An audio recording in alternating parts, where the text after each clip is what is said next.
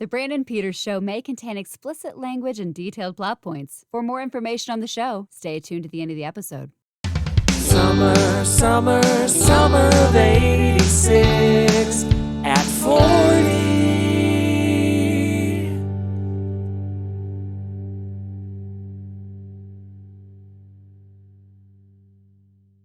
Welcome back to the Brandon Peters Show for another wacky week of the summer of 86 at 40. A weekend-by-weekend look at the films from the summer of 1986 and the pop culture that surrounded them. Joining me today from Puck News and the Outside Scoop, which this week is the C.J. Graham Crystal Lake Bone Cruncher, our vanilla ice cream blended with graham crackers, chocolate chips, and pecans, Scott Mendelson. Hello, sorry, you caught me mouthful of cheese. I'm going to say that to people. Now I'm a little hungry. I'm going to say that to people now. You caught me with a mouthful of cheese. Exactly. That might be my thing when I make bad dad jokes. Like, sorry, you caught me with a mouthful of cheese. All right. And from Two Black Guys Talk Godzilla, out now with Aaron and Abe. And We Live Entertainment. He's more of a Strangle Plateau kind of guy, Aaron Neuwirth. I mean, I was going to do a whole kill, ma, but now I've got just mouthful of cheese in my head. Sorry, you caught me. Sorry, you caught me with a mouthful of cheese. That's the new catchphrase. That's Scott, actually how Columbo caught a killer in one of the episodes. It took us more thing.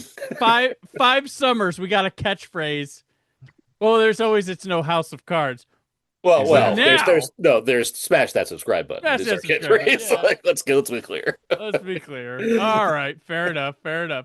This episode will be covering the weekend that was August 1st through 3rd of 1986, our final month, the final run. I know it's July when you're probably listening to this because the way they cross over oddly, but the weekend is coming and that's August and that's what we're talking about. But guys, this is our first 5-movie banger. So let's get freaking started with this as we enter Choke Canyon, playing in an unknown amount of theaters this week.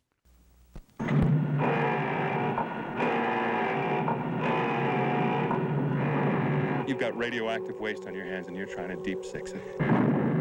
Our countdown has begun. There's a black ball out there. It's full of toxic waste. Proof of their mistakes. And I just happen to be smack in the middle of their hiding place. A deadly secret has been hidden. What if he goes to the authorities? This corporation does not need a physicist screaming illegal dump site. And a man's life is in danger. I can make life very uncomfortable for you. I'm sure you could.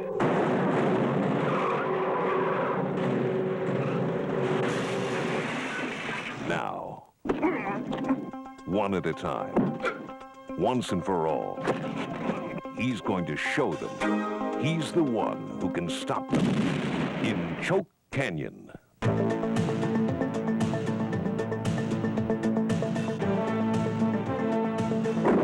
Nobody knows where he is. He's just gonna keep coming after us.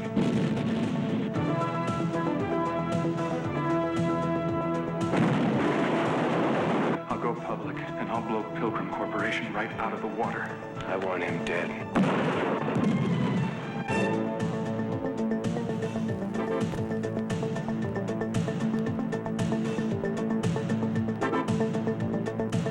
When they took him out, Choke Canyon.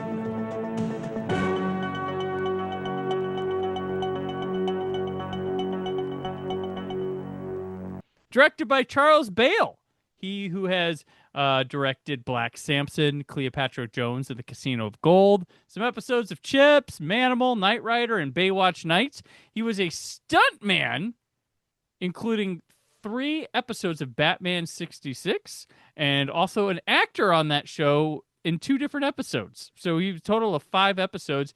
He did a lot of typical 60s shows, but he also starred in the movie The Stuntman. So got that. Written by Sheila Goldberg, who was a dialogue coach on Phenomena, the Dario Argento movie. Phenomena. Lucio Fulci's The Black Cat. She was the writer of Ghost House, which is a weird Italian movie, but also became like Evil Dead sequel it's weird. Zombie 5, Stage Fright, Beyond the Door 3. So she's got Italian schlock horror cred. And also written by Ovidio G. Asanitis, who was a producer and the director of Piranha 2. But as we know, a little man named James Cameron was the director of Piranha 2 as well. But of his rare co-productions, because he loves sharing control when he can. Does it? He just yes. He does it. Tim Miller, have a Terminator. He loves it so much. He did it then, and then he waited like 40 years and did it again with Billie Eilish. Yes. But this guy also did Madhouse, The Visitor, Beyond the Door, and Tentacles. And another writer on this, Alfonso Brescia, who just directed 51 Italian movies. Congrats. How many writers did this fucking movie have? Three. And it stars Stephen Collins, Janet Julian, Bo Svensson, Lance Henriksen, and Victoria Razzimo. The composer was Sylvester LeVay, who we have talked about this summer because he did Cobra. He will also do Touch and Go, which we're going to talk about later. Navy SEALs, Stone Cold. So the guy's got cred for life. Stone Cold and Cobra. What a beautiful man.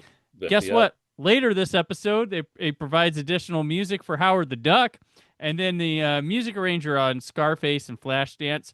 Cinematography by Dante Spinotti, who shoots Manhunter, Hudson Hawk, Last of the Mohicans, Heat, LA Confidential, The Insider. So yeah, he's on Michael Mann's payroll. Bandits, Red Dragon.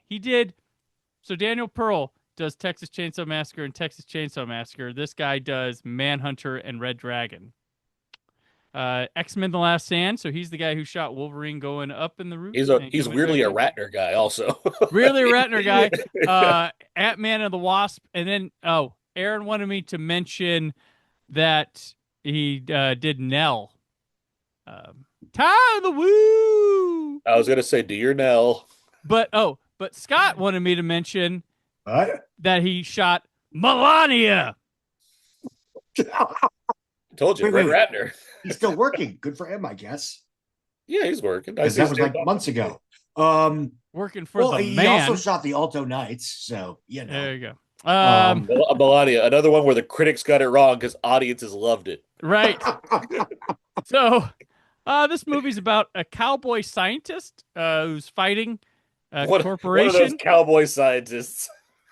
Fighting a corporation who wants to dump atomic waste on a piece of land he has leased. This movie has some notable things.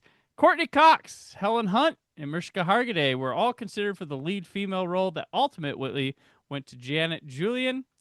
And then one of the pilots used for this film was Dorsey Wingo. And this is how we tie it back to the summer of 82 at 40. The Dorsey Wingo is the surviving pilot of the helicopter that crashed during the filming of Twilight Zone, the movie, the crash which took the life of actor Vic Morrow, Micah Din Lee, and Renee Chen. So the movie came out in 83, but we talked about this because the crash happened in the summer of 82. So yeah. So Scott, let's choke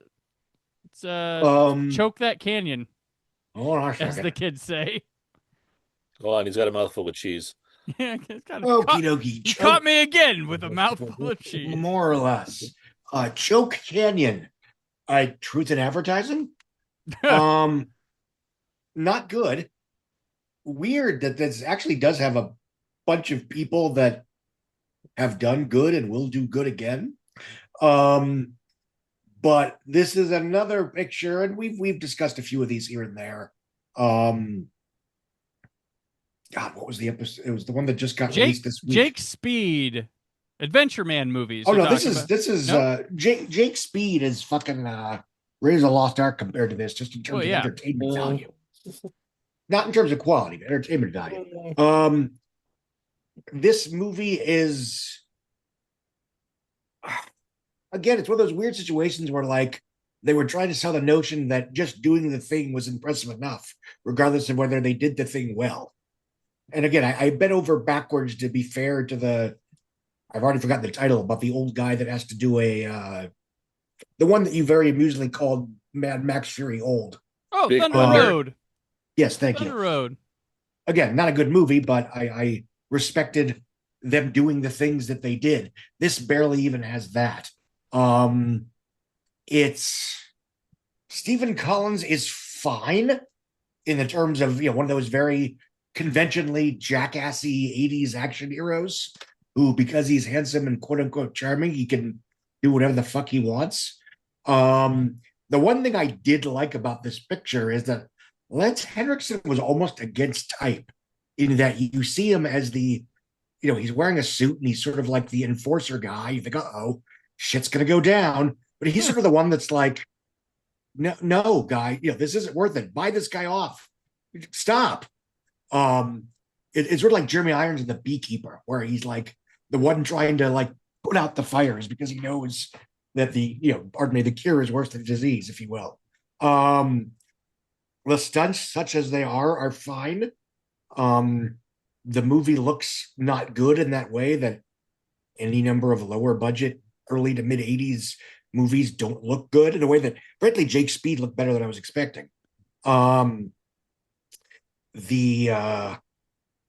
Stephen Collins, what happened to him? I haven't seen him in like 20 years.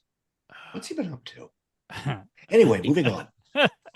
You said he did better things, Scott. Your words, not mine. People would go on to do better things. What better things did Stephen Collins do? Past Seventh Heaven. Go past Seventh Heaven. What better things did he do? Hold on a second. I'm stalling because I can barely hear you all of a sudden. Let me see. That is why I can't hear you. We got 5 movies. I don't think you had much more to say. No, I really don't. It's a garbage movie. I did not enjoy watching it.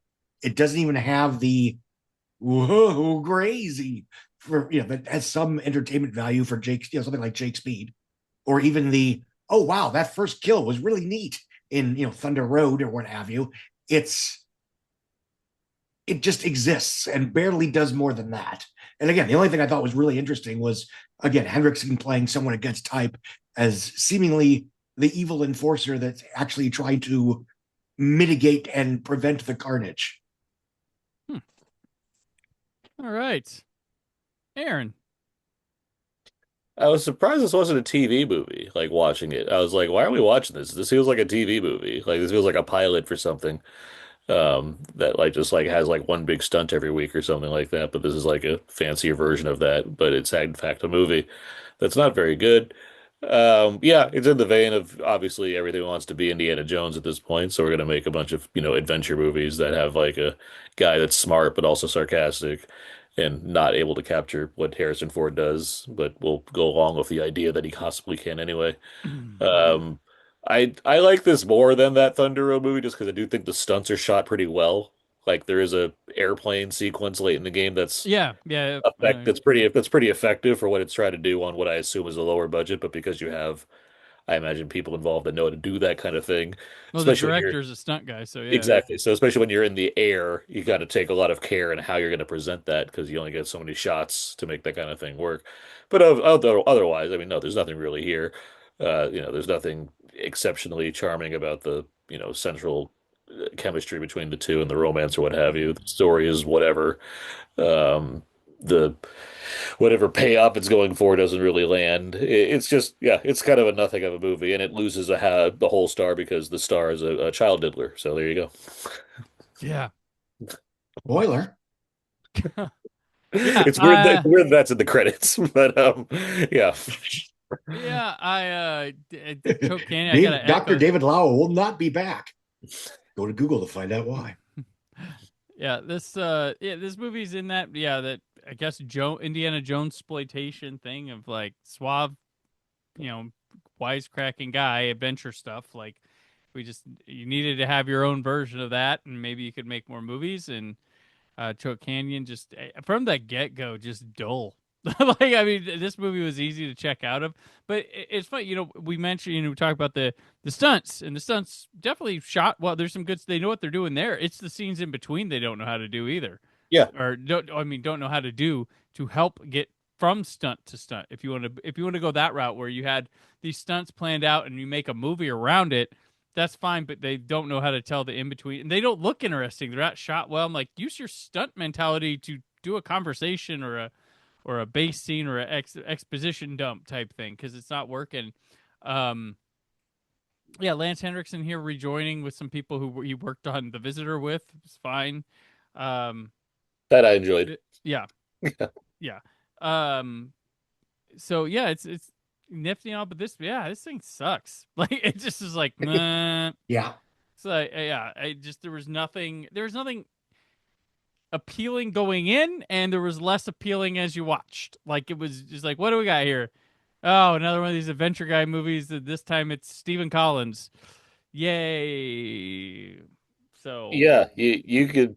When I had to look up what this was, and I like went like as my eyes were going down to see like more and more. Then it got to that. I'm like, well, that just deflated the whole prospect of watching this movie. yeah, Oh, I boy. mean, Stephen Collins in '86 is like, this is what 7 years after Star Trek: The Motion Picture was supposed to launch him as a big star, and I didn't think that worked, but here he is getting a lead in Here he is leading picture, the fifth most important movie of August. right of this week. Yeah, so it's of this week of August. Yes. yeah. So I was like, okay, well, keep giving the white guy all the chances, So yeah, or whatnot. But yeah, this movie's, we don't need to spend more time on it. It sucks. So where we always usually begin, we'll move on to now with the news. Pity, pity, pity, pity. News.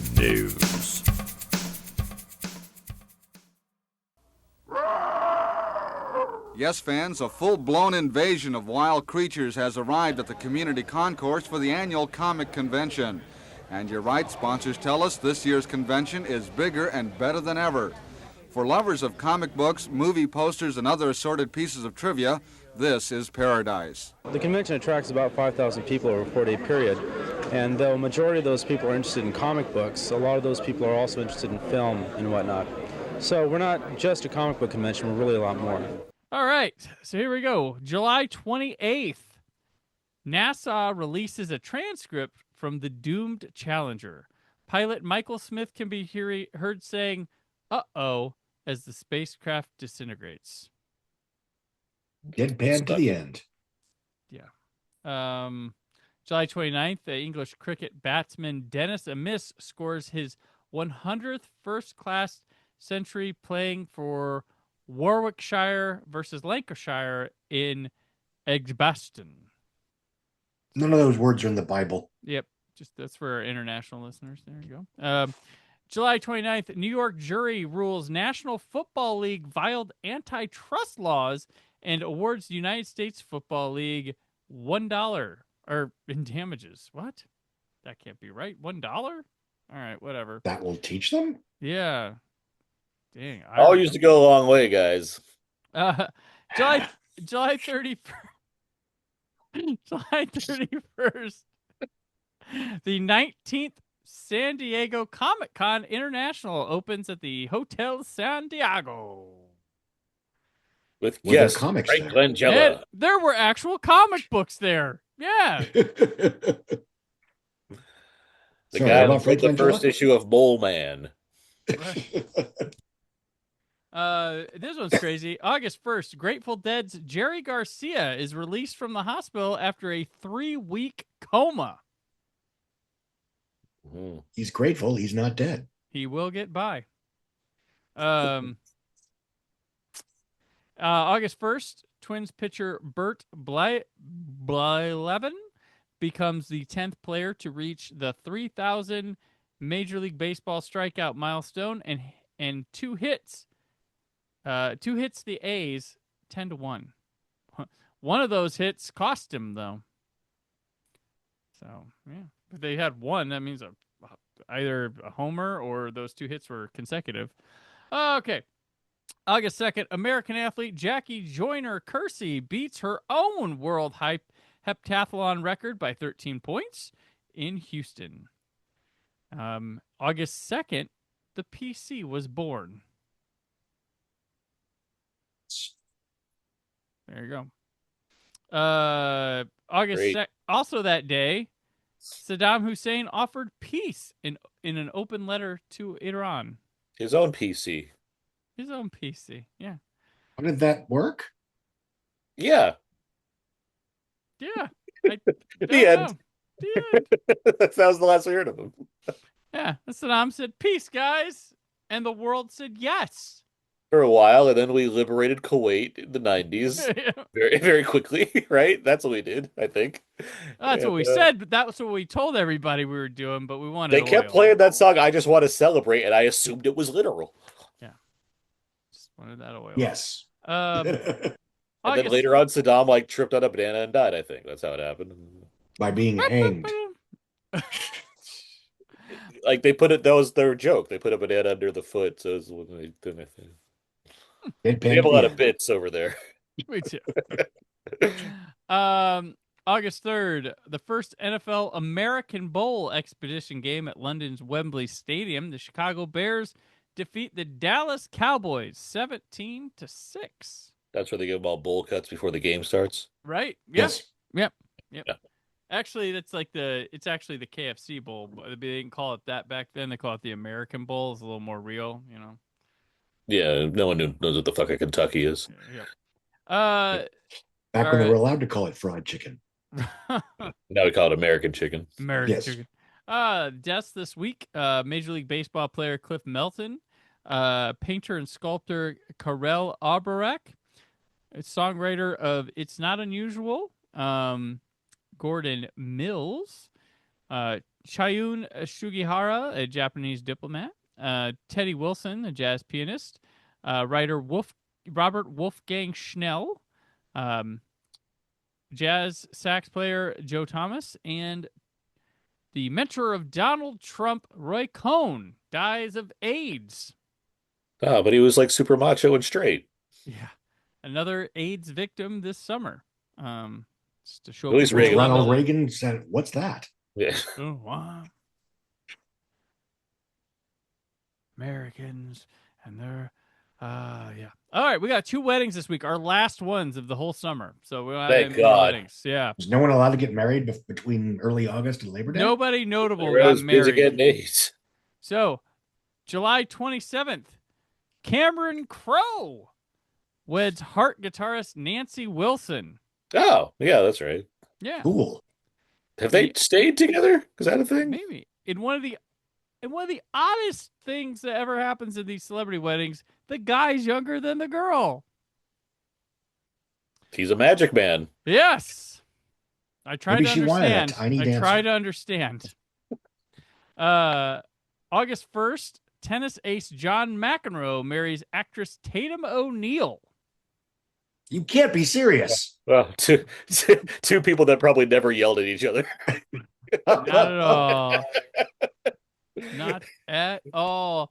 All right. That's gotta be one of the angriest marriages. Even when they're having a good time. I love you. So fucking what? Are you blind? All right. Our birthday. I was out. Birthdays this week. Alexandra Chandro, actress. NHL player Evgeny Malkin. Actress from Loki and Sinners, Wunmi Masaki. Hey. English footballer Andrew Taylor. Tennis player Elena Vesnina. Charlotte Casiraghi, the daughter of Princess Caroline of Monaco. And actress Lily Gladstone. So it's our people born on this day that are all younger than Aaron. One of my favorite modern actresses. Yes. So we're going to head out to our next film, which played in 618 theaters. Nothing in Common. David Basner has managed to become a success without becoming an adult. And I wear bikini briefs. But what happens when a guy who never grew up... So, Mom left. Do you see anyone else here? ...has to take care of his parents? Mom, why don't you come out of the cage? Put it back. Put it back. Tom Hanks, Jackie Gleason. They're driving me crazy. Nothing in Common. Rated PG. Starts Wednesday at a theater near you. Directed by Gary Marshall. Written by Rick Podell and Michael Preminger with an uncredited rewrite by Gary Marshall, that trickster. Starring Tom Hanks, Jackie Gleason, Eva Marie Saint, Hector Elizondo, Barry Corbin, Bess Armstrong, and Cilla Ward. Composed by Patrick Leonard, who, if you remember earlier this summer, talked about that movie Fire with Fire that he didn't get to finish because they didn't like he was doing, and Madonna had the song Live to Tell, which became a big hit for that movie At Close Range. So he's here doing this one. And it's shot by the legendary John A. Alonso. If you don't know him, Vanishing Point, Chinatown, Normal Way, Scarface, Jojo Dancer, all the way. We've talked about him on Meteor Man when we did that one, Star Trek Generations. I went and saw, it was crazy. I went and saw Chinatown at the ArcLight original print of it back when I lived in Los Angeles. And when his name came up, place clapped at the beginning. Like, they didn't clap for Nicholson. They didn't, Polanski was silent when it went by. But Alonso got a notable pop from the audience when that happens. So this movie is about a successful advertising executive who finds his freewheeling life crashing to a halt when his parents end their longtime marriage. Jackie Gleason during this movie was struggling with the following: colon cancer, liver cancer, thrombosis, hemorrhoids, diabetes, and phlebitis. But Gary Marshall would not make this movie with anyone other than him, so he got him into this movie. They shot it. It happened, and this is his final they call him the film. Hustler. He died. He did live. You're going to be in this movie if it kills you. He did live to see the final cut. So here it is. Aaron, nothing in common with this movie is what I had. I respect the fact that Gary Marshall got Jackie Gleason to be in this. It's nice to see. I like Jack. Honeymooners is one of my favorite sitcoms and TV shows ever. I love it, and I love The Hustler. Jackie Gleason's a great talent. Didn't save this movie. This is that weird like Hanks period where he's like he's in like mostly comedy. Obviously, he's got Bosom Buddies and he's got mostly comedy stuff coming out. And like, this is like, is this the first like dramatic venture for him? This is the first step. This is because obviously like it's gonna lead to big where it becomes like a major thing as far. Even that's still pretty comedic. But Punchline, yes, but he's still playing a stand-up comic. So Punchline sucks. But I just do a whole set not necessarily offhand. That's how comics work. And I won. Look at that. That's crazy. Isn't it great? They can't all be the money pit. Punchline's stupid. Anyway, enough about Punchline. That is more than I've thought about Punchline in 30 years. The movie. No, like there's a lot of like cool people in this. You know, it's like Eva Marie Saint and like, you know, obviously Elizondo's gonna pop up with Gary Marshall. Elizondo's chewing it up in this movie. He is, yeah, and I'm loving like, it. Which that's the cool thing about early Gary Marshall. The earlier the Marshall, the more Elizondo you get in the movie. Yeah. So, but I am not an expert on either of them. Mea culpa. Has he ever been in a Gary Marshall movie where he wasn't an unexpectedly nice guy? Yeah, the Taking of Pelham 1, 2, 3. He's the worst of them. Yeah. He's the most evil of those guys. Right. Gary Marshall directed that? No. No, I think apologies. Gary Marshall movie with Hector Elizondo. I thought you just asked if he's ever played a non. No. Scott. It always seems like not only he's like he shows up as a guy that could be a dick and turns out that he's not.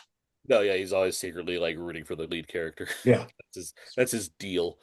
I'd have to go through the Gary Marshall filmography. I'm pretty sure New Year's Eve he's a serial killer. But you know, Yeah. I don't remember it well enough. I think he And that's murders why Robert it's De better Niro. than Valentine's Day. Like Robert De Niro's like dying of cancer in that movie, and I think he murders him at the end. He's like, "I'm doing this for you, bud." Anyway, back to this movie that I have really no interest in talking about. Clearly, the problem is it's not interesting to watch this movie play out. It's so like I guess there's like a middle-aged man in the 80s that might have like some connection to the idea of like my parents are like whatever and I'm like getting a job. Like there's stuff there that's relatable, but even then it's just not that exciting to watch. Like who goes to the theater to be like Tom Hanks plays a normal guy whose parents are having some problems and also he might get a job. That sounds so boring. Like I would, that's not a skate. Like I'd rather if you showed me that and then you showed me Choke Canyon, by default I'd choose Choke Canyon because at least that's escape. I don't know the quality of it before I see it, but like that's escapism. This is just like, all right, who's it done by? Gary Marshall. That it's not the new Woody Allen movie. Why am I seeing this? Pass immediately. And watching the results, I'd be right because it's just not an interesting movie to watch, despite the talent on display. Like it doesn't. It it was more. It felt honestly, it felt more like a chore to get through than Choke Canyon at points because like at least there's like stuff occasionally happening, as flawed as that might be. This is just kind of like it's standard drama stuff, but like the drama's so like inert and uninteresting that I don't hate this, but it just feels like such a nothing of a movie when it comes to like talent versus execution on this kind of thing. And it's weird because like Tom Hanks is the kind of guy that can make this sort of thing, and he eventually does make like something like a hologram for a king, way later in his career. And yes, has like the flavor of Saudi Arabia, but that's still like a guy goes through midlife crisis and barely does anything except talks to people in buildings. And yet that movie is fascinating to me. This movie, Hmm. it doesn't have much going for it, despite having charismatic actors that I think could make this material rise.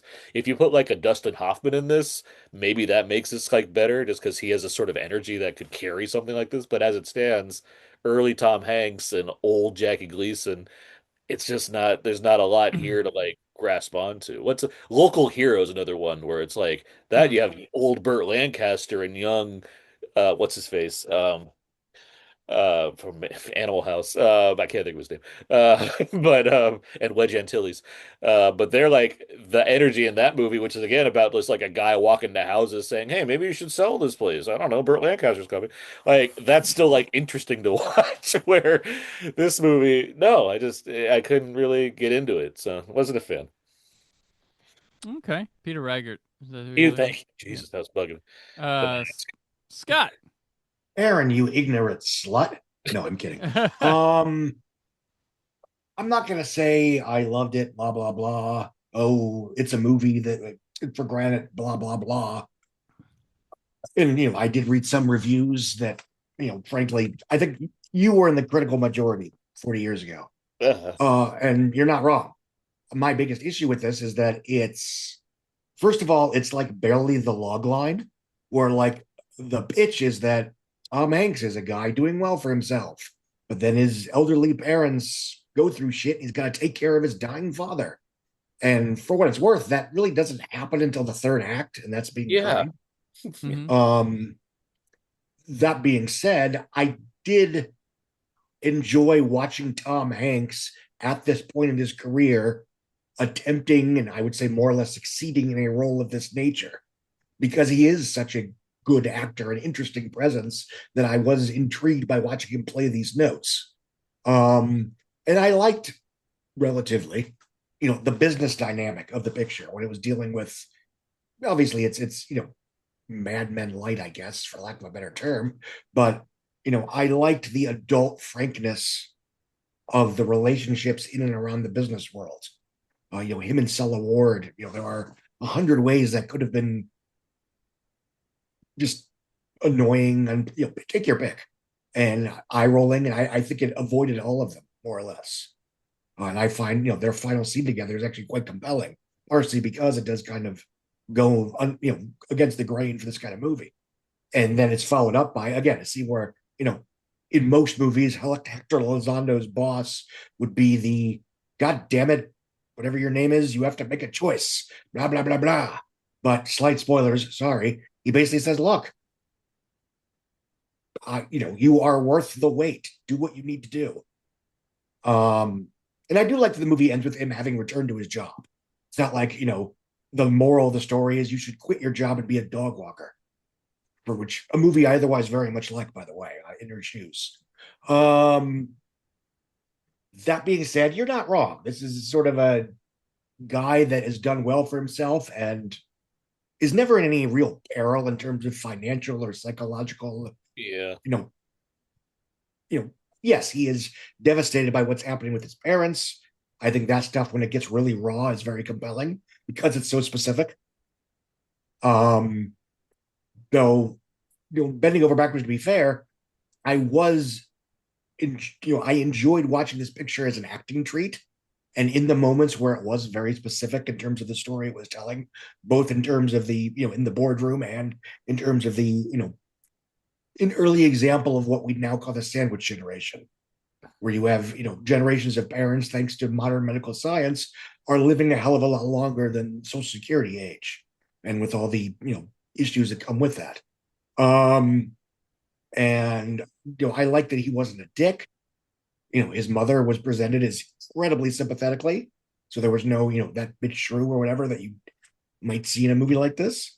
But yeah, you're not wrong. It's not, it's more a curiosity for come see Tom Hanks's first dramatic role versus it being actually a good movie. Yeah, I right there with you. I will say this one has a killer opening scene with Tom Hanks trying to convince the girl to not leave bed that you think it is, and she's they're on an airplane, and he's like, "Oh, I got extra points. This is my rewards." It got off on the right foot for me, but then just yeah. And I think Tom Hanks is kind of miscast. I don't buy him as this like playboy fast talker guy. Like I just Yep. Kudos to him for trying, and this is the reps he has to take to get all the way to Philadelphia. Like that's where we're headed here. But ultimately, just I'm not caring about the drama and all this. And Jackie Gleason looks like he's about ready to die. There's so much makeup on him, like it's crazy. We've already talked Elizondo, but Stella Ward is fire in this movie. That's the that's the thing that's wasted maybe the most. She has got a look and energy about her that me that feels like Anne Hathaway just found out you don't have to save yourself for marriage. That's like the end. That's like the energy she's got going and the look. And I'm like, oh my gosh, she is. I've always liked her, but she's always not. She's here and there and here and there, and then she's like, I mean, we have we're 86, 7 years later. We're in summer of '93, and she's dead wife for The Fugitive. Like that's where she ends up being, and she's got such good charisma and energy on the screen here, and she's a looker. Like I'm like, where did we go wrong? Just she didn't get the right parts, and when she is in with high profile actors and stuff, is this shit. Where she's working, I mean, when she's working with like Gary Marshall and Tom Hanks and Jay, like, and it's this, like, it's a bummer. Because I really liked what she was offering here. She is almost carrying Hanks through some things too, in moments, but it's just this is the like if you're curious on where Tom Hanks started to make the turn to doing some dramatic stuff, that's the only curiosity here. There doesn't you'd think like, oh, they Jackie Gleason, Tom Hanks, like the passing the torch kind of. It's no, this ain't even the shootist for Jackie Gleason. He's just like it's, yeah. Even Mary Saint, fine. It's she has there's a nice little scene with her and Hanks when she was like. Giving him the keys to the house and like, hey, when he gets to the hospital, I'm really doing this. I don't give a shit if he's in the hospital. I'm getting this divorce. But yeah, it's ultimately just it's a movie that you can conk out of real fast. It's not that interesting. I will go, Scott. The advertising stuff is interesting, like somewhat. I wish it would I don't know. It didn't hit me the way like it's interesting. Like, oh, they're talking shop. rather than Mad Men just takes it to like so many different levels of making it like suspenseful, like, you know, this is just like random in a it's a romantic comedy to take on that stuff where it, you know, it's got to be surface level, it's light and fluffy, but yeah, there's ways to do it. I mean, yeah, no, there's ways to do it. But Working this is, Girl does it. I mean, like there's only like movies that do it well. I mean, but ultimately, this is just a big disappointment. I was like, all right, Tom Hanks, oh. I mean, this is probably Tom Hanks' first dramatic role since He Knows You're Alone, maybe? Is that? Yeah. And the TV movie, Mazes and Monsters. Of course. Yeah. But also, like... Both are better to watch than this. Commentary, yeah. But of course, like, Gary Marshall is a wonderful personality. He is a very, very hit or miss, a lot of miss director. So I'm like, I wasn't exactly surprised that this one didn't grab me. Yeah. So, yeah, this is on the disappointment. It was one that I was like, oh, that looks... And nope. Got that poster. Got that, yeah, it's got the poster. Look at those faces. Look at the head going head to head. It's gonna be a thing. So guys, we've already opened up this week. We've got 2 movies in the news already, so it's time. We're gonna take a little ad break here for this week. So let's do this. We can have ourselves a little bit of time here. Here we go. Let's see what we got in store this week.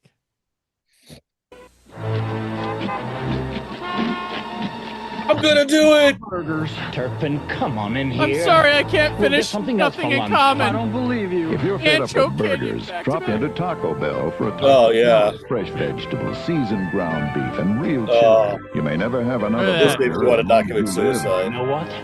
We'll go to Taco Bell. Okay, I'll meet you out front. What? I'm hungry. Taco Bell, the cure for the common meal. The cure for the common meal. Someone pitched the idea that we should open on a guy pretending to kill himself to advertise our taco bowl. Imagine like Don Draper doing his shtick. No, imagine Tom Hanks doing his shtick. Yeah, Tom Hanks, man. The original Don Draper. What are you talking about? Diapers. Oh. That was special. Oh. Before the Chihuahua, that was that's Tom Hanks getting rejected. Cure for the common But meal. it's like, I have so many questions. Like, we are fooled, but the coworkers clearly know that he's not on a rooftop. He's challenged, and so they just accept his quirks and just try to like walk. It's like, yeah, you're gonna die. If he thinks hard enough, he might believe it. You know. And that man that did that turned into Trump. Yeah. Best taco bowls. There you go. He was bad about Roy Cohn's death, and he jump off. Anyway, to fly I'm the gonna honor my navigator mentor by What? being an even bigger piece of shit than he ever was. Right. Yeah. And more macho.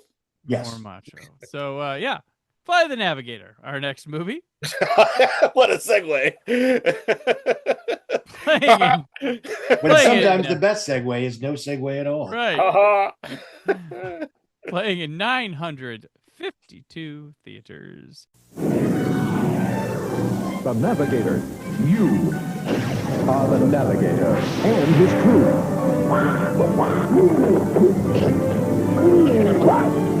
Are on the mission of a lifetime. 20,000 feet and falling. Disney's Flight of the Navigator, rated PG. Now playing at the Pecan Land Movie Theater and theaters near you. Directed by Randall Kleiser, that of Grease, The Blue Lagoon, and White Fang. Yeah, this director has a wild career. It is Looking at this. It is crazy. Yes. I think he did he did the one that we were like, we liked Scott in 82, where it was Daryl Hannah, Summer Lovers, right? Yeah. We were like, this movie has something going for it. We're like, we weren't quite on board, but we were like, Summer Lovers with Pete Gallagher. Is that you? Pete Gallagher, yeah. All right. Petey Gal, yeah, and the girl from Conan the Barbarian. So yeah, it's written by Michael Burton, Phil Janot, and based on a story by Mark H. Baker, starring Joey Kramer, Cliff DeYoung, Veronica Cartwright, Sarah Jessica Parker, Howard Hessman, and Paul Rubens as the voice of Max. This is composed by the Alan Silvestri, up and coming here, riding off the coattails of Back to the Future. Shot by James Glennon. So it shot Up the Creek, Smooth Talk, Election, About Schmidt, 19 episodes of Deadwood, and 8 episodes of Big Love. In 1978, a boy travels 8 years into the future and has an adventure with an intelligent, wisecracking alien ship. Ted Hamilton, who is best known, we're going back to 82, Scott. Do you remember Win a Date with Ted Hamilton? Do you remember this name? Well, yeah. Okay. Ted Hamilton, who's best known as the Pirate King from the Pirate movie, which we discussed, raised financing and was producing until he suffered a heart attack, which he attributed to the stress of filmmaking. So the production couldn't keep its insurance with him hospitalized, so his name was removed from the credits, and he never produced another movie. That is the price you pay for making the pirate movie.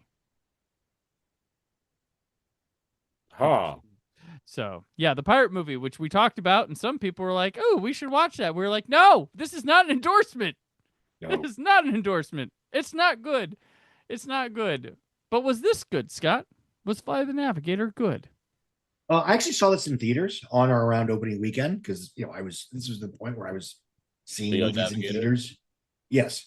And then I didn't remember hardly anything. I remembered almost nothing about it. And then I rewatched it on a whim late 2004, right before I moved to California, whatever.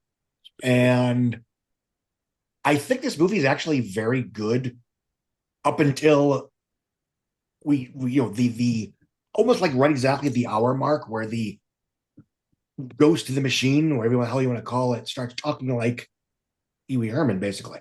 And it's like, this is the only movie ever where like it gets worse when Paul Newman shows up. Because I would never say that about anything else. I think the first half is actually quite compelling as a grounded, I'm not going to say haunting because it doesn't go that far, but I'm not going to say like it's scary or, it's not the black hole, but it does take its story serious. I'm sorry? Yes, you're right. It's not boring. Yeah. Well, yeah.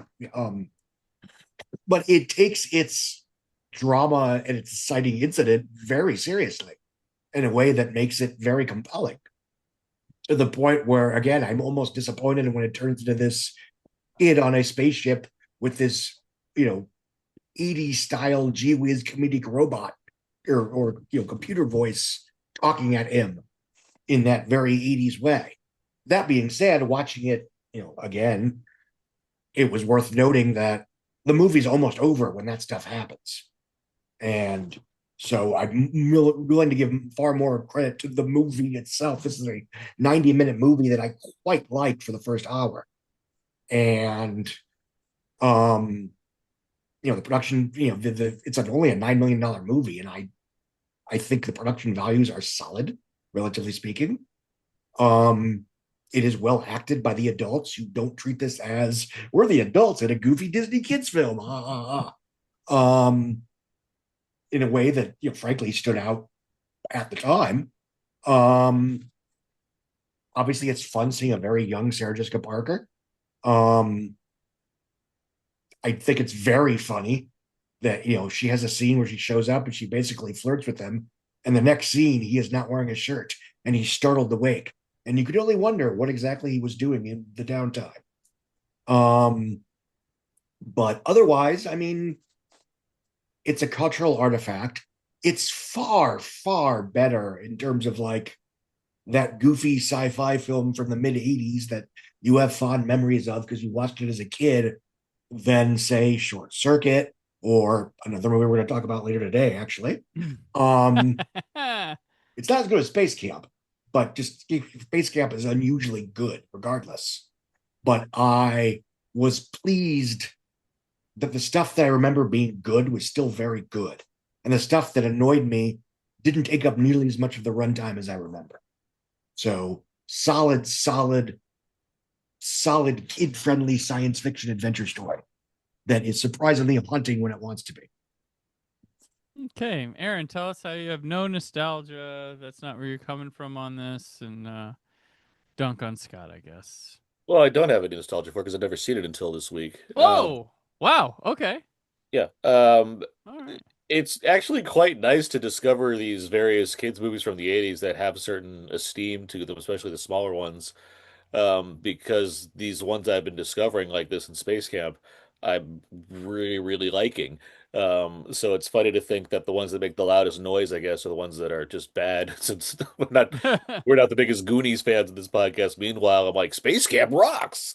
Like, and this one follows suit. I'll go further than Scott and say I like this whole movie. I didn't like. For one thing, it's a kids movie. I don't like expect it to say like I get where you're coming from, Scott, but at the same time, it's like the movie you want seems to be like this. You want the movie where like Joseph Gordon-Levitt doesn't get adopted by Danny Glover at the end of Angels in the Outfield. No, you were absolutely right, and especially watching it this time, it's like you want this to go full Manhattan Project. Exactly. Yeah, you want the nuke to blow up. That's another one where like I had seen it, but I do like that movie quite a bit. Like, whatever's going on in the juice here, like I'm enjoying all of this. I like this quite a bit. I do agree the first like hour is probably better, just because by nature of the intrigue of the plot that's going on, because there's a lot of mystery there, and there's this like interesting dilemma of a child as opposed to an adult, but a child having to deal with the prospect of like I don't belong here and I don't know what to do about that. That there is like I wouldn't necessarily call that scary because again the tone of the movie, but like that is like that's a difficult kind of theme for to put on the feet of a child. And so the fact that the movie like actually does go there and handles it with a sort of sense of adventure and sci-fi, that's fun, but like it's neat to even bring that up as an idea. Like that's nothing's really topping E.T. when it comes to this kind of thing, but that's coming in close to that kind of territory as far as like we're watching a movie about kids that are dealing with divorce. Like this movie's like this kid's out of time. Like so it's this blend of like obviously Back to the Future and E.T. It's trying to get best of both worlds. And that's frankly fun. Like the way they execute is fun. The effects are cool. The miniatures and the little not mini, but the animatronics and stuff are cool. There's a reliance on CG that I did not expect here that I'm not going to say is spectacular, but if you're for a non-Amblin movie to be doing that as well as it's doing it, I was impressed with the look of this film. I like Paul Rubens' show. I didn't know he was going to show up because he's not credited in this movie. So like I didn't know that. Like when he started going honk, and I'm like, what? Wait a minute, like, hold on here. Like, let me do some research real quick. I'm like, okay, great. Paul Rubens is the He's not credited as Paul Rubens either. That's what I said. That's why I didn't know. Paul Mall. He wanted to joke on the cigarettes. So I had to look it up to see like that is in fact Paul Rubens in the same way that I'm like, why is this white guy Michael Jackson in the Simpsons episode? Like, like make sure that my mind's not broken and I'm hearing what I'm hearing. Like when you're an 8-year-old listening to that episode, you're like, what's going on here exactly? Hold on. But no, watching I had a really good time. I like it. I like how the back half is like watching the ride soaring over California or the world. Right, yeah. Like, and I enjoyed that aspect of it. The kid is fine. It's the kind of thing where nowadays, if they like, me, I don't care if you want to remake a movie, just make it good. If this seems like a great idea of something you could remake, and if they did, they'd probably get a girl or a kid of color, and like, that would add some spice to this thing because this kid is like just like bland white kid, but he's fine, he does the job, but he's Bobo Harry Thomas, basically. Yeah, he's very much like. I guess he won the lineup of 100 kids they chose, but like at what cost? At what cost? But it's fine. He does the job. I was endeared to. By the time like things happen the way they do, and like you got your dad calling out to you, and I'm like, oh, that's nice. Like it just like I felt good at the end of this movie in a way that like I was happy to go on this journey and like have it emotionally resonate the way it's intended to. So this is I no nostalgia required. I just like this movie. It's just good. I had a good time. All right, yeah. So does it have a 4K? Does it have like a cool Blu-ray out somewhere? It's Disney, right? So probably not. Yeah, I watched it on Disney Plus. Yeah. Yep, that's where I watched it too. So this is a weird one because I didn't know for the longest time. I thought this was like, and sorry, I was a kid, but I thought this was like, I didn't know it was a theatrical release. I thought it was like a TV movie because it was like always on TV at school in elementary school. They showed it to us like on days and stuff like that. I saw this movie a lot when I was a kid, and I don't think I had returned to it in the longest time before when I watched this. And this movie, when I was a kid, was one of those movies with effects and stuff that just felt like movies are magic. That's the kind of feeling I would get from it. It had all the right things. It was just the look of it felt, it's amazing. This isn't Spielberg and Amblin, like you said, but it's also not ILM as well. Like that is the craziest thing. And I still think it looks impressive. Like I still think I'm just like, wow. And this is beating Abyss and T2 to the punch on a lot of stuff, which is crazy. And we never bring this movie up in conversation about stuff like that. And I was happy it held up. I forgot. I was like, oh, Sarah Jessica Parker's in this? I didn't remember. Looking fucking great, by the way. Jesus Christ. For the record, she was 21 when she made this, so we're okay. Okay. But I was just like, oh, okay. I don't remember you in here. You got Veronica Cartwright to give the sci-fi cred from Aliens or from Alien, and Howard Hessman, didn't remember him in it. I mean, Howard Hessman was a household name back in the 80s. I don't think kids today don't know Howard, but like he was like just like a guy, like he was in movies and TV and the WKRP and Head of the Class. Head of the Class is terrific, folks.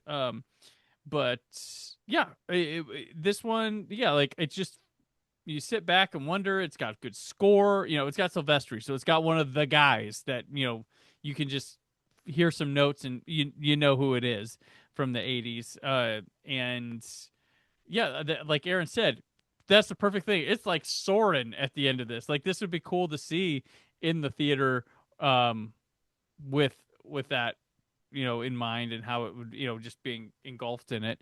And I think that you do cool 3D stuff with this kind of movie. Yeah, like if you like cool like aspect ratio stuff with this movie. If you wanted, you can make the IMAX cut, a Flight of the Navigator. Let's do it.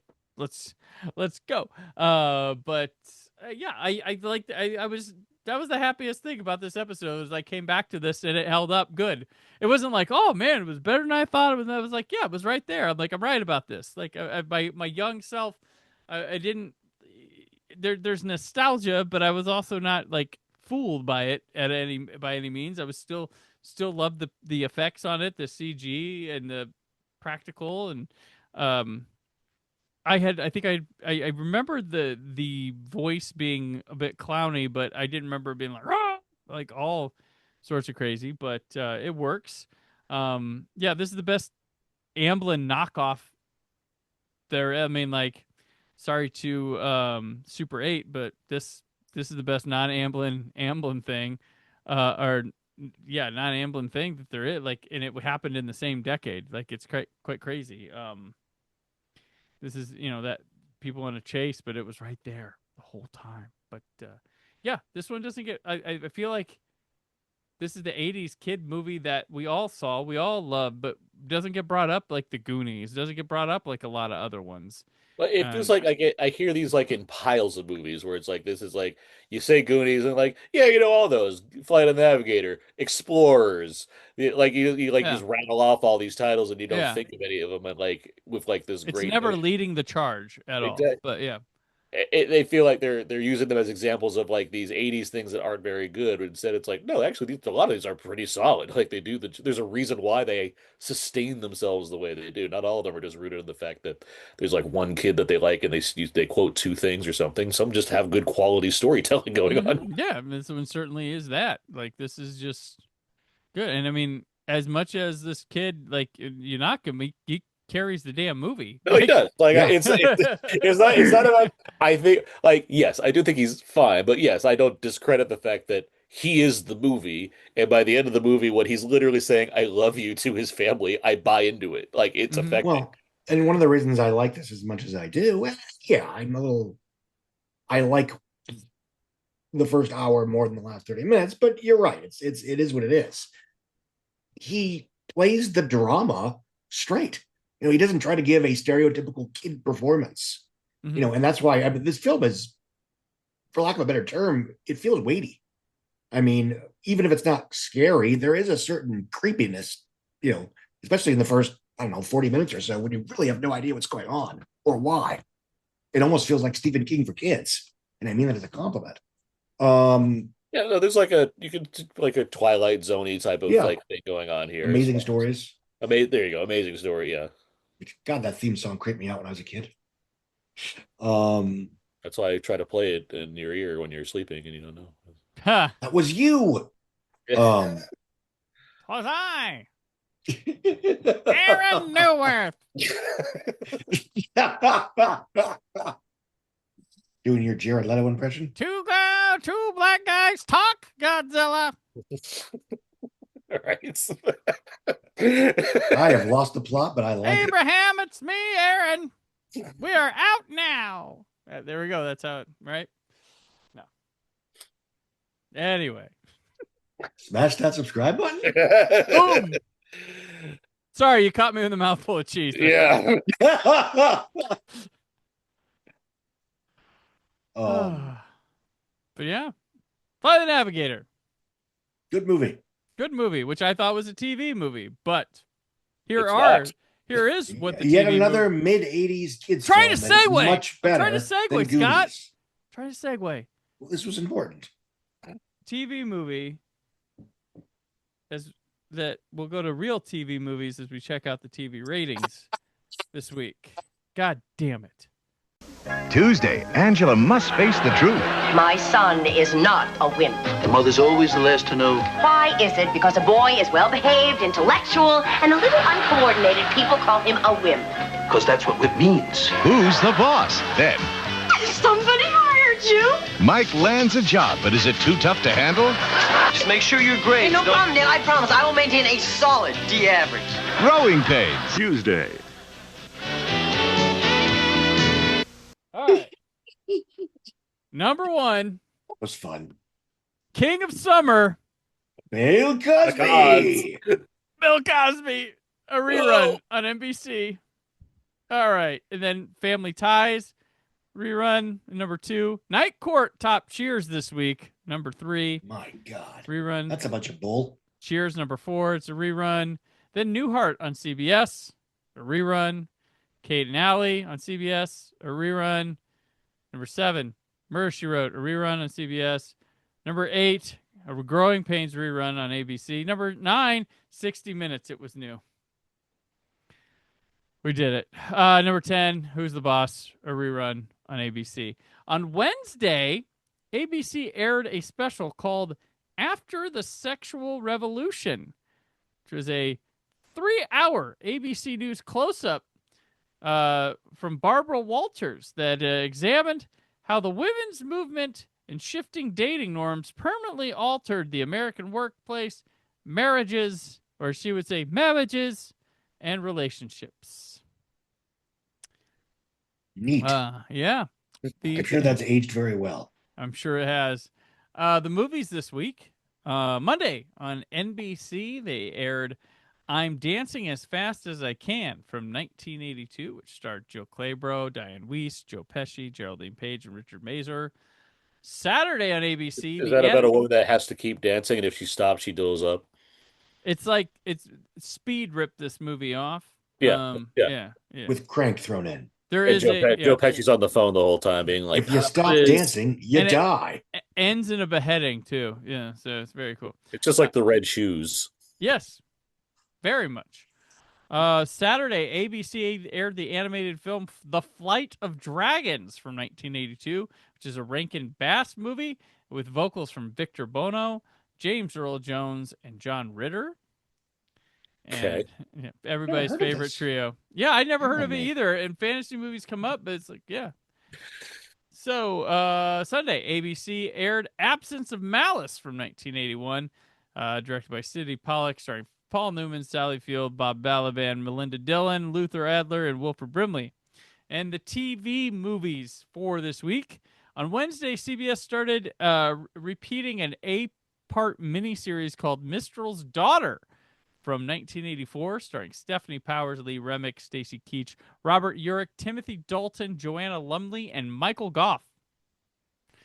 It's an 8-part miniseries. They got through 3 parts during this week. Saturday, CBS aired The Hunchback of Notre Dame from 1982, or Notre Dame if you want to be a dick about it. Anthony Hopkins starred in this one, as well as Nigel Hawthorne. He was Esmeralda, right? Yes. Sunday, ABC aired Confessions of a Married Man from 1983, starring Robert Conrad, Jennifer Warren, Mary Crosby, Lance Guest, and Thunder Road and Friday the 13th Part 5 star John Shepard. Just taking over that John Shepard. Sunday, CBS, they aired 1982's Memories Never Die, starring Lindsay Wagner, Gerald McRaney, and Peter Billingsley. So neat.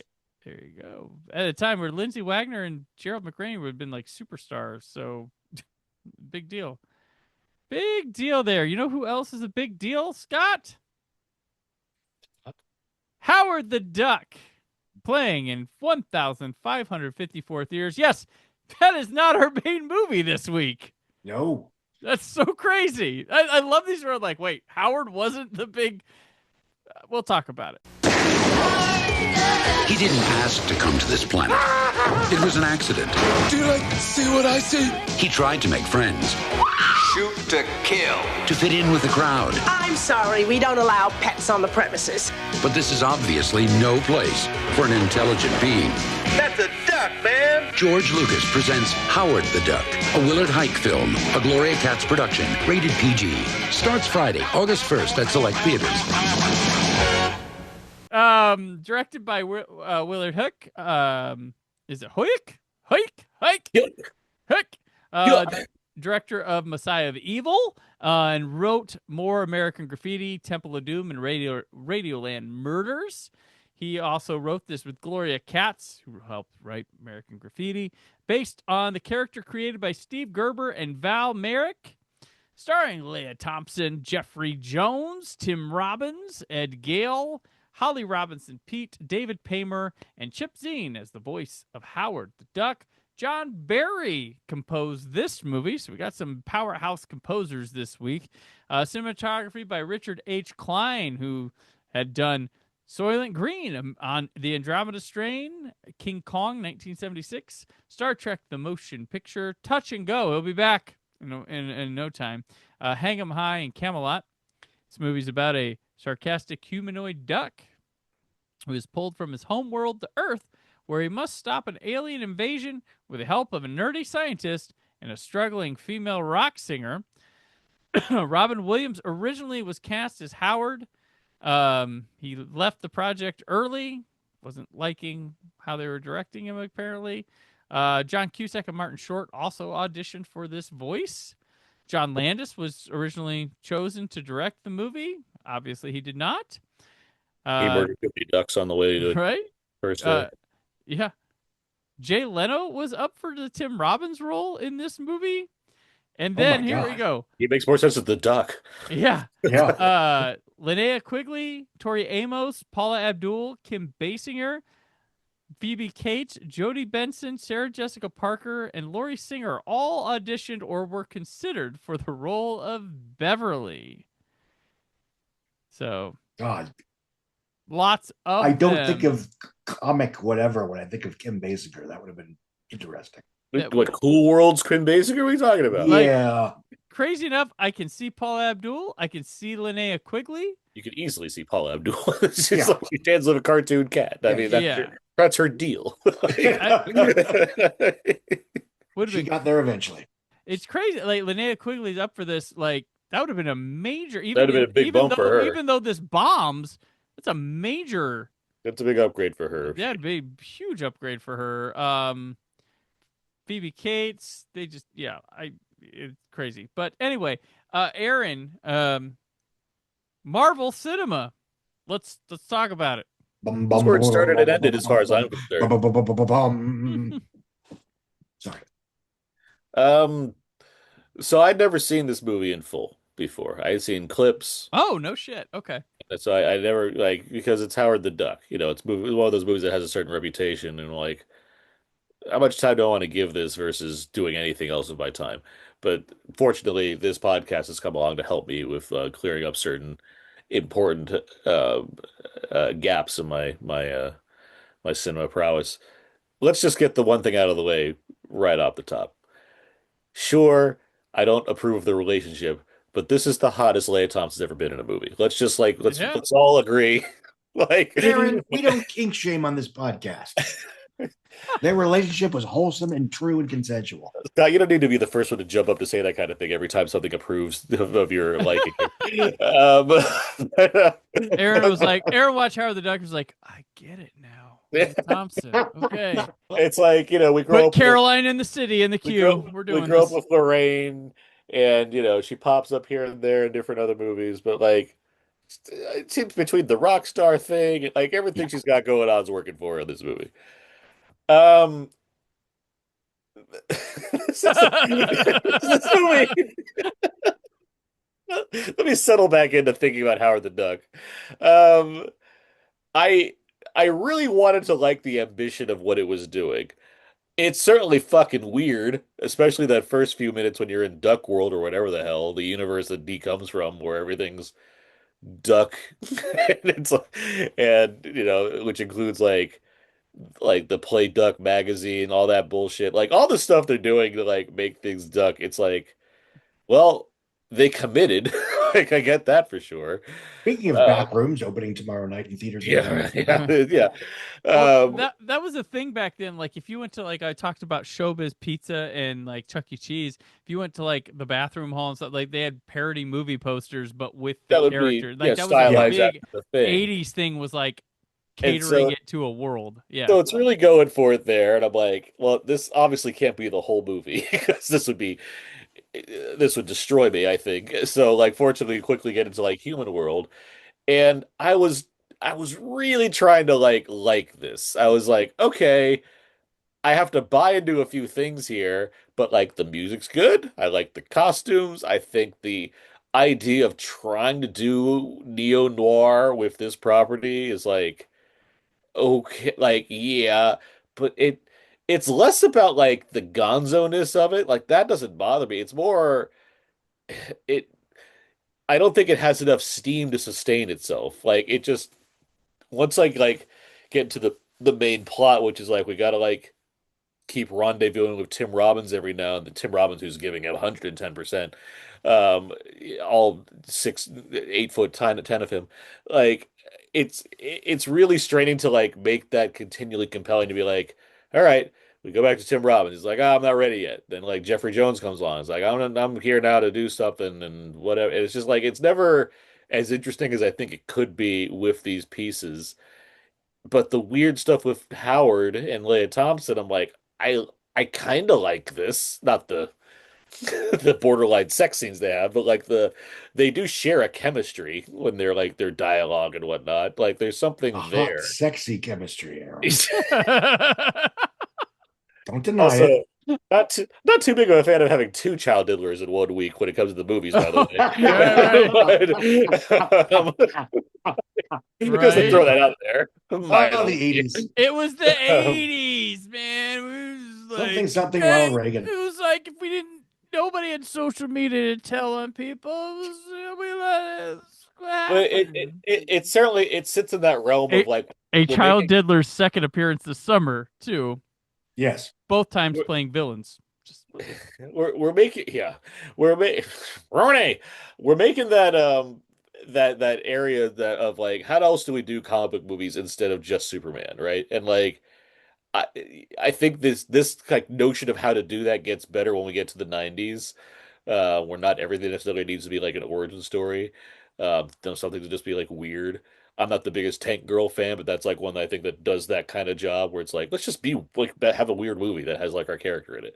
This is like that to an extent. It's just for all the ambition that went into making the duck come alive and whatnot, it doesn't have enough gas to like really like get it the way I think they want it to be for what I assume is the budget that they're at with it. I can see a cult appeal for sure because you have enough stuff like obviously Leigh Thompson's band and the costumes and whatnot, but like the Howard the Duck property itself, I don't think anyone that like that watches this is like, oh, I got to read those comics now. Like, I think they're just like, well, that was a weird thing I watched. What else we got? So mixed bag. Like, I don't hate this by any means. It's too like interesting and weird to hate, but I can obviously see why it would bomb and that it's too uneven as a movie to like get critical praise. So yeah.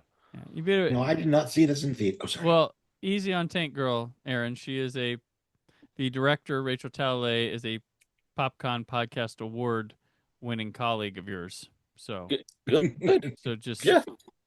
Like I said, I'm just not the biggest fan, but I admire Tank Girl plenty. There you go.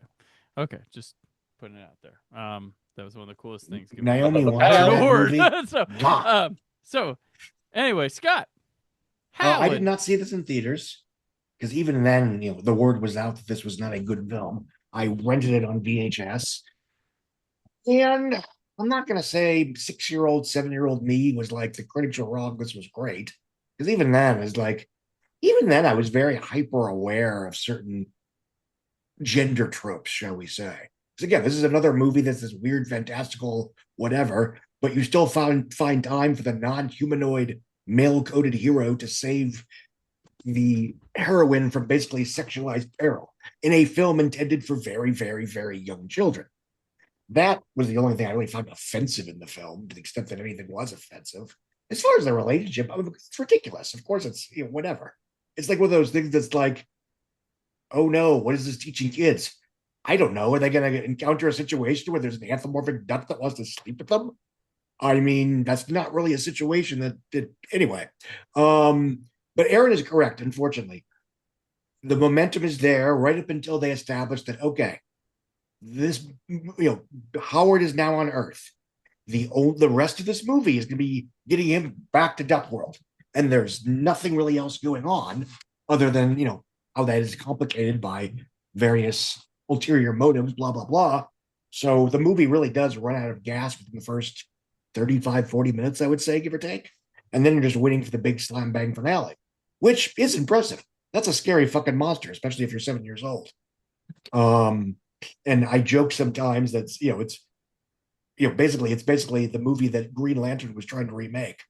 And whatever. And it's certainly more entertaining than Short Circuit, Jesus Christ. And it's obviously it's better than Mac and Me if you want to play that game. But whatever leeway I'm willing to give it is undercut by the fact that A, they had all the money in the world.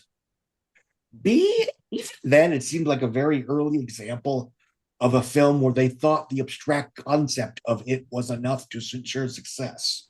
And they were all shocked when the mere abstract concept of what this is did not make people want to run to the theaters en masse. And I'm not going to say I noticed that when I was 7, but before I had remotely the vocabulary to spell that out, it did seem to be a film that, like, there is far too much being placed on the mere, oh, it's a duck who talks like an asshole and he's around and that's funny, isn't it? And again, it's what could have gone horribly wrong with Ted, but did not, which is that the teddy bear is genuinely funny. And it's also kind of cute in a stuffed animal kind of way. And there's other things that go very right with Ted, but that's one of them. He has a good script. Yeah, minor detail. Although I long for the deleted scene subplot where Ted and Amanda Seyfried kind of hook up, but whatever. It's on the cutting room floor for a reason. Sorry, I'm laughing at Aaron's face, not my own joke. I just think the internet lasts forever. That's all. Oh, always. Right. But yeah, I mean, as a movie, it's certainly more of a cultural curiosity. It's not a so bad it's good. It's not even really, okay, it was terrible then, but I admire its spirit now because it's only, at its peak for the first half hour, give or take. But yes, I mean, 7-year-old me, 6-year-old me was very much crushing on Leah Thompson as the, punk rock stuff. Oh yeah, And I'm I sure you totally stopped after that. sympathize. What was that? I'm sure you stopped after that too. Oh yeah. Obviously. He's on So to yes, I Zoe certainly now. sympathize with Mr. Duck and his predilections. But otherwise, it's just a weird attempt that wasn't. And yeah, I'll shut up now. I mean, you guys haven't mentioned here, George Lucas's name is slapped on this Oh, yeah. huge.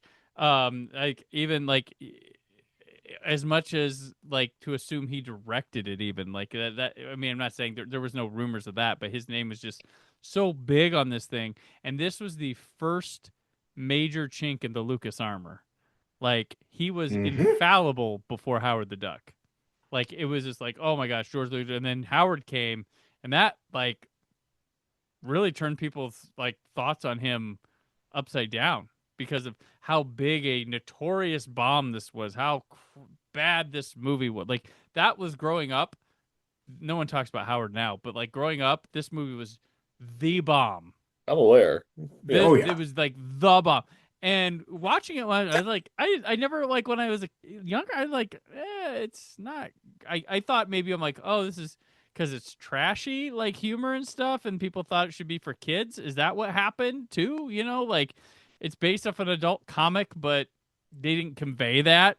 You know, that's absolutely the part of the problem. Yeah, that's part of the problem. Is like it's like Land of the Lost, where it's just like Yeah. it doesn't know as it's supposed to be for like an older audience or a younger audience. And even when it tries to play both, like it can't settle on either. But I mean, to credit Howard the Duck, it is not as bad as its reputation. It is not better or very good. You know, it's not some massive like a cult item. Okay, we'll give it that. It's a good curiosity because all the money is on the screen. As a special effects extravaganza, it succeeds, but it's a very long movie. Yeah, it's also long. That's the other thing. It takes a while, like because you guys are right, where it starts off hot, drops off, but it takes a while for Jeffrey Jones to come in and build the steam back. Like I hate to credit the fucking guy, but he makes. I mean, anybody in that saves, role. He saves the movie. Like he comes in, gives it the energy it needs to go to the finish line. Like that's what happens. He's crazy in it and it's fine, but like, yeah, like, and this time watching it, I noticed, I was like, you know what? And this is like a compliment on how it is. It feels like a year's 12-issue run of comics made into one movie. Like, sure. That's where the overstuffing comes from. It's got serialized different adventures throughout, different things. But it kind of works on that level, for better and for worse. But like, yeah, it's weird because I love looking at like these effects. I love the way they did lightning and power beams and stuff back then as opposed to now. There's something that feels a little bit more real with it, or like you can touch it or feel the electricity and stuff like that. But yeah, I was watching it. Like I have this on Blu-ray, standard Blu-ray, and I was like, oh crap, like there's a 4K out. I never upgraded 4K to it. And then I watched it and I was like, you know what? I'm fine with my Blu-ray. I'm fine with it. I don't think I need to upgrade. I'm fine with having Howard the Duck on standard Blu-ray. I don't hate this movie. I don't think it's like I've returned to it oddly enough over the years. Every so many years I've wound up watching Howard the Duck, and it's like it's fine. Like I'm not going to praise it. I'm not going to deride. I'm going to say people. I want to say they were wrong about it at the time, but like it's more so how harsh they were. That's the thing. And I have to wonder, because it is not our top movie in the theaters this week. I have to wonder because the word was out on this before it released, and I have to wonder if they started like, let's get this out of some theaters. Let's drop some theaters before we open, because I think this is gonna, they were like, oh, probably, and I wonder if some other movie snatched up the screens to possibly do that. It would not surprise me. Because I mean, even when I was a kid, to the extent that I noticed any of this stuff, the word was out that it was not the next Star Wars. No, and he has this or year, Ghostbusters, if that's and then, another comparison. right, and then he'll have Willow and last crusade to end out the decade, but and be on some notable footing. And then that Radioland Murders was just another. Does Willow help? Huh? Does Willow help? No.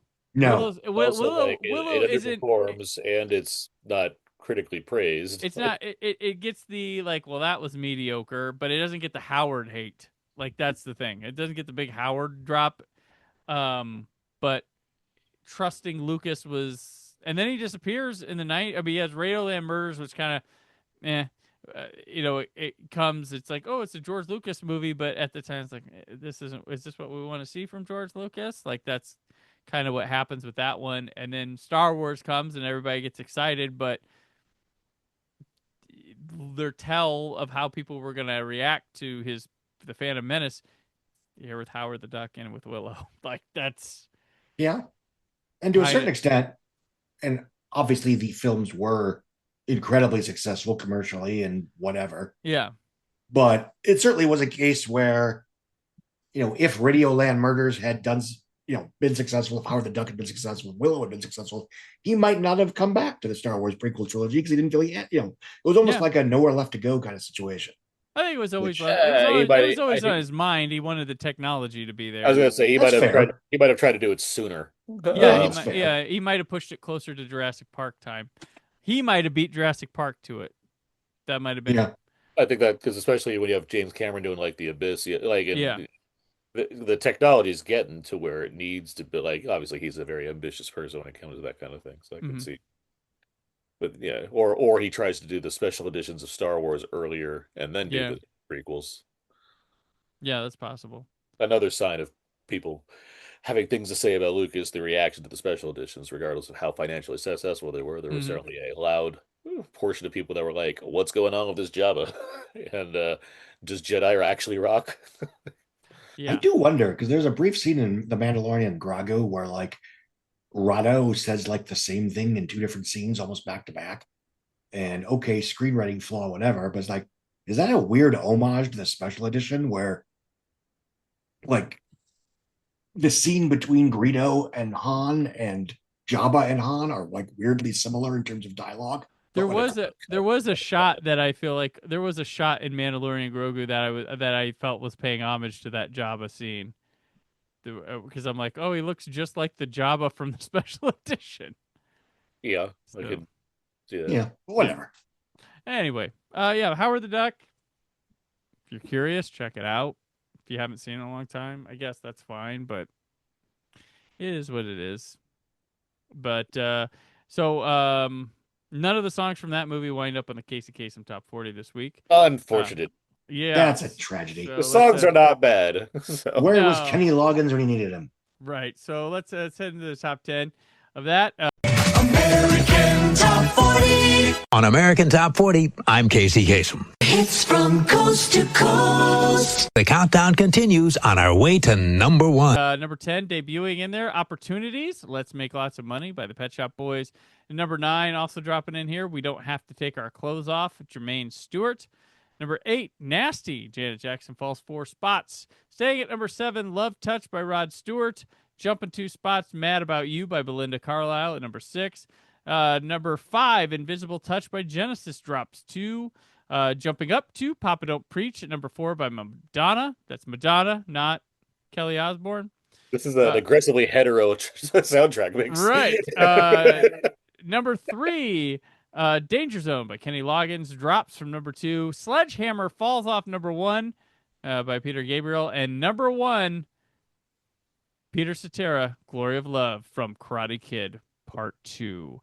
If you want to hear more about some of these songs, check out the Friday Music Video Companion Series where I and a whole carousel of guests talk about a song, artist, and video from this top 10. So check that out on Fridays. Now, to our main event. Boom, boom, boom. Jason Lives, Friday the 13th, Part 6, playing in 1,610 theaters. They thought the nightmare was dead and buried. They were wrong. Jason lives. Happy Friday the 13th. Friday the 13th, Part 6. Jason lives. Starts August 1st at a Famous Players and other theaters near you. Check local listings. Directed by Tom McLaughlin, written by Tom McLaughlin, with characters created by Victor Miller and Sean S. Cunningham, starring Tom Matthews, Jennifer Cook, David Kagan, Carrie Noonan, Renee Jones. Tony Goldwyn debuts in cinema in this movie. Tom Fridley, Darcy DeMoss, Nancy McLaughlin, and C.J. Graham as Jason.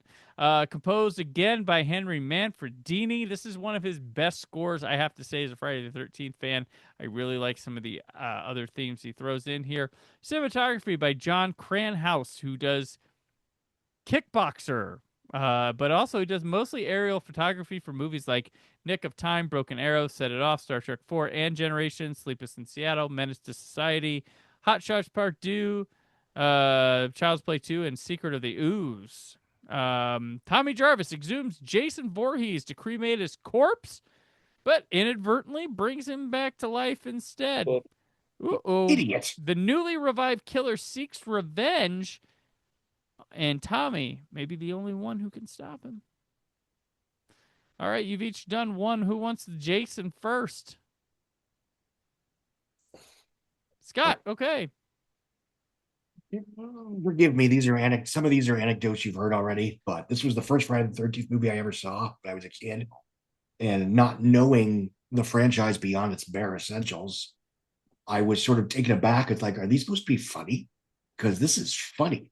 You know, the James Bond bit at the beginning, the bit where he's stalking, he's not stalking the campers, but the campers are in the arena. And one of them says something effective, "What were you going to be when you grow up?" 10-year-old me thought that was very funny. And again, I would sometimes troll and say this is the one good one, and that's not fair. Obviously, I think if I'm bending over backwards, I say this is basically the Star Trek even odd rule, where more or less I think the even ones are better. That being said, this was clearly an attempt to make a movie from the Friday the 13th franchise. And there is an ambition in terms of the stunt work, in terms of even the acting, because the characters are quirky and fun and whatever. It feels a little bigger than the previous, especially like 1, 2, and 3, which are what they are. And it's just as violent and gory as any of the other ones, as far as I know, give or take. I know they cut a lot out because the MPAA was, this was back when stuff that like barely would have gotten a PG-13 today wouldn't be allowed for an R rating. Slight exaggeration, but you get the idea. 89's the big year where they go to town on the horror movies. Yeah. That being said, I mean, it is a Friday the 13th movie. It's not New Nightmare. It's not Scream or the first Halloween or, the ones that we held up as the good ones, so to speak. But as far as the Friday the 13th movies go, it feels like the platonic ideal of what people would think of when they think of a Friday the 13th movie. And I think you've mentioned this before. And if not you, then it's not me. So I don't want to take credit. Where it's like, when you think of a Friday the 13th movie, it's Jason in a hockey mask running around killing camp counselors during summer camp. But unless I'm mistaken, this is like the first one where he actually does it during summer camp. Is the only one with kids in it. Yep. Yeah. Mm-hmm. So this is like the idea of what you think of this movie, but it took him to 6 films to get there. That being said, I mean, I always enjoy this film for what it is. And it does feel like sort of, in terms of production value and ambition, blah, blah, blah. And just, again, I don't want to oversell the quality, but, the final girl is fun. Her father, sheriff, isn't a dick. He's annoyed at what's going on. He's understandably upset, but he's not a psychopath who just refuses to listen to reason in a way that, spoilers, sorry, you're almost sad when he dies. He's, this is one of the few Friday the 13th movies I will argue where like, I was kind of rooting against action here and there. And like no, I would rather some of these people not die. I know they have to because that's the kind of movie I'm watching, but So yeah, as someone that was never a diehard Friday the 13th fan, it's a weird coincidence that this was the first one I saw. And this is the one that I think if you only watch one of these films, you probably should watch this one. And then you can watch part 8 and realize that part 8 is fine as long as you don't get, understandably annoyed that he barely makes it to New York. But he does get there, so it doesn't He does. lie. Yeah. So Aaron. I don't necessarily expect everyone to recall how we felt about Jason Goes to Hell in our 93 series to recap where each of us stand when it comes to Friday the 13th. We've done Friday the 13th part 3 now in this series, Jason Goes to Hell, and then part 6.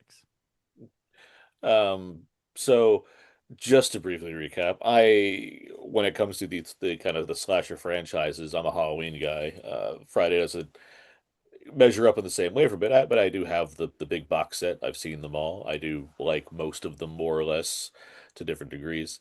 And yeah, this is the one that I rank pretty much number one. Been a minute since I've went through all of them again, but it's like this and 4 are pretty closely tied. And I'm a big fan of 10, which was probably the first one I saw in full. So like, yeah, this one I would disagree slightly with Scott as far as like, because I do think like this one embodies a more self-referential version of Friday the 13th, where like 4 I think is like in the realm of this series is a masterclass in what the series is trying to do, right? As far as being about these kids that go to this thing, guy comes out, murders most of them, things happen to stop it, but it's still like treats it seriously to a point where this is goofy fun times. Like the only reason I might disagree, and I'm not going to disagree too hard, is because that would almost feel like having Return of the Jedi be your first Star Wars movie. For what that's worth. That's a different debate for when we talk about that movie. We don't have to talk about that movie, but I mean, but this movie it's goofy fun times. I mean, it has a James Bond opening. I mean, awesome. Which it is, but like, I think that automatically sets it apart from other Friday movies because it's doing something that is so self-aware that it's just not Friday anymore. No, it's not New Nightmare either, as far as having a understanding of the meta nature of what it's doing and trying to comment on that. It's not commenting on anything, but it is understandably trying to have fun with its own tropes and doing that through the filmmaking and through directorial choices and acting choices or whatnot. It's still, yes, the plotting is still basically a standard Friday movie as far as the machinations involved to get Jason to do certain things or whatnot. The exception being that you have a Tommy Jarvis character coming back this time, or Tommy Jarvis who sucks because like you got him. Like what are you messing around with the grave for? What are we doing? What are we doing here? But let's leave it alone. That there's no problem. But regardless, I mean, like outside of whatever kind of edifying you want to do when it comes to the nature of the filmmaking, when it comes to this movie, it's just fun. Like it does. If you're looking to watch this kind of a movie, yeah, it is delivering on the kind of fun you can have with it as far as the kills go, as far as the setups for said kills go, the sort of I wouldn't want to say sleaziness because it's not like like by comparison, especially to 5. 5 is the sleaze, yeah. Like this one is not exactly like the hammer came down, we had to stop doing things, but it's certainly like this one doesn't have like a lot of nudity in it by comparison. Zero. There's zero, right? There's like zero. None, there's none. Right? Yeah. And the violence, it's there, and there's some cool kills which is again the kind of thing you want to see. But like it's not, we're not watching like an Italian horror movie here. We're watching, a pretty standard by way of violence Friday. It's almost an action horror movie by comparison to other Friday movies, just given the number of like chases and things going on here. Scariness doesn't even factor into like it's not like it's just, like so it's like it's weird to call it horror beyond the fact that it's a slasher movie. Like there are action movies that are scarier than this movie, but no, like all of this is to say like it in the realm of these movies, I still enjoy it like the most because of just how fun it is to watch. It not due to like the prowess of the performers involved or anything. Even the direction is it's like above average, I would say, but like it's it's not like I looked was it Tom McLaughlin, yeah. McLaughlin and say like, oh man, I wish he like had more of a chance to do more movies after this. But like in terms of like the package they're putting this inside, it does the job in a way that's very, very effective, in a way that weirdly what I consider the two worst movies are around, or at least the two of the lower tier versions are around this movie. Like I'm not huge on five, I'm not huge on seven. Somehow six was like this golden spot here, and then yeah, it kind of carried because eight. I like Manhattan more than most, but I still put it probably in the bottom section. And then, Goes to Hell is what it is. And then finally we get to 10, which I think is glorious. But this one walks so 10 could run. So yeah. Yeah, it's just like the Saw franchise. Exactly. Yeah. Why is 6 so good? What happened? But so yeah, no, I think this is like for what this movie is, it's a bloody good time. I didn't grow up with Friday the way I know Brandon, you like have an affinity for these in a way I don't, but like having found the series through the box set and went through each of them and saw like what the value is. This is one of the ones that certainly stands out among them very highly. So yeah. Yeah, in the Paramount, I mean, 2, 4, and 6, I think, are the best of the Paramount run, and that should be anybody's start. But I think 4, if you want to see like the pinnacle Friday the 13th movie, I think the final chapter is it. It starts with a recap to build up the lore and everything for you clearly, and it's got Tom Savini effects and Joe Zito directing, and he's a ruthless guy, so it's kind of like puts the spooky on it. Where very good, and this one's just the most. I think this is like one of the ultimate 1980s teen movie blockbusters. To be, it's got action, humor, kids doing cool shit, and it's kind of crazy. Like this one gets blamed. Like Paramount, this one got blamed for the series going downhill, like because of box office. But it's like no. They didn't like the last one. That's why they didn't show up for this one. Like that's the thing. And 5, I defend 5 to death because I think it's a sleaze masterpiece. It's got the shitbox serenade and all that. And then that one's got its humor by unintentionally being humorous. This one's actually a comedy. I love the open. I love that Tom McLaughlin's making like a Hammer Jason. Like he's very influenced by Hammer. Yeah. That's what he's wanting to do. He's also influenced by William Castle by playing with audiences. In the Tony Goldwyn scene, when the girlfriend is murdered, her credit card is out and it floats down. And he put that there so an audience member in the screening would go, "Don't leave home without it," and get everybody to crack up. He was very about the theatrical experience, as we call it now. But yeah, this one moves really fast. It's fun. I think Tom Matthews and Jennifer Cook have great chemistry for 2 leads in a cheapy horror movie. How'd you pull that off? Like they're fun to watch together. And I thought Matthews feels like he is a guy that was like supposed to go on to be a big star, and it just didn't have. He had this in Return of the Living Dead. We had him earlier in the summer in that Pune movie, but like it just like he had these opportunities and he didn't take off. But this Tommy Jarvis is the third actor to play. It started with Corey Feldman. We had John Shepard, and Sean Shepard found religion and didn't want to be in the Friday the 13th anymore. That's why he did not return for this movie, despite Paramount wanting him back for it. But I think Matthews is a better Tommy Jarvis than him. There's a lot of geek Easter eggs in this movie with naming conventions and stuff. The editing for the jokes is good with like, "Do you think I'm a fart head?" and all the kids being like, "Yeah." But it's a fun fucking movie. CJ Graham is one of the best Jasons. He's a good Jason. Yeah, he's very more Terminator-like, but it works. He's a cool dude. My daughter and him are friends.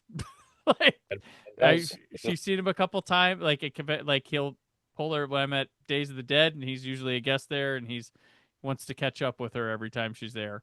She wanted to meet a Jason actor, and she went to him.